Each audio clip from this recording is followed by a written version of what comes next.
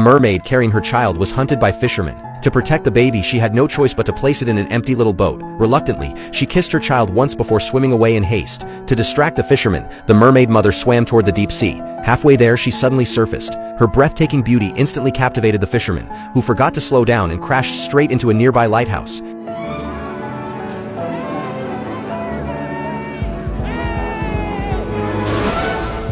When the mermaid mother returned to look for her child, she discovered that the little boat had already been taken away by a couple. At the same time, the two suddenly heard a baby crying on the boat. Searching around, they found the mermaid's baby. For them, unable to have children of their own, it was a gift from heaven. They decided to keep the child and named him Cody. Watching them take away her baby, the mermaid mother wept bitterly, silently vowing that one day she would reclaim her child. Soon, 13 years passed. Cody had grown into a handsome young boy, but his body seemed different from others. Every time he drank water, he gulped for a full minute, shocking his friends waiting in line. He felt an unexplainable thirst for water, and every time he dove in, he felt utterly free, swimming with astonishing speed. On top of that, electricity would occasionally spark from his fingers, though Cody dismissed it as his imagination. On his 13th birthday, however, his friend Jess noticed scales growing on Cody's hand. Cody realized that whenever his body touched water, scales would appear, and once the water dried, they would vanish. Jess believed it might be a form of atavism and invited Cody to his home for research. Jess's house was filled with mermaid statues. Cody didn't know that Jess's father was the same fisherman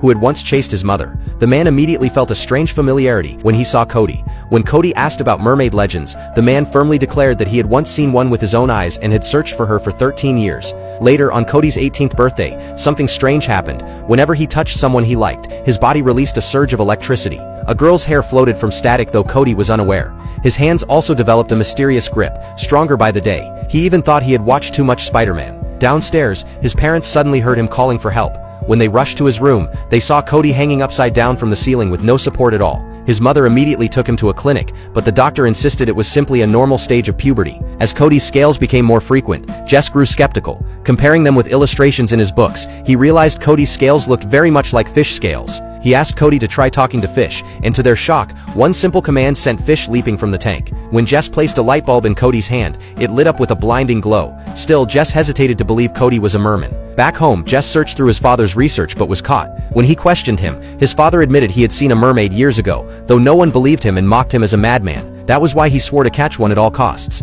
The next day, Jess showed Cody under a microscope, confirming his scales were nearly identical to a fish's. Cody was indeed a merman. Unable to accept the truth, Cody pressed his adoptive parents about his past. Fearing losing him, they tried to hide it, but Cody wet his arm under a faucet and scales instantly covered it. Faced with proof, his parents confessed that they had found him suddenly on their boat during a trip. Determined, Cody returned to the sea where he had first been discovered. But then, he was captured. When he awoke, he was on a boat. Turning around, the fisherman saw the mermaid mother following. He had used Cody as bait to catch her. At that moment, Jess also arrived, pulling off the tarp covering Cody to find that his feet had turned fully into fins. Without water, he would die of dehydration. Yet the fisherman activated a massive net ready to trap the mermaid. Knowing it was a trap but desperate to save her son, the mermaid mother swam toward them. As soon as she surfaced, the net fell over her.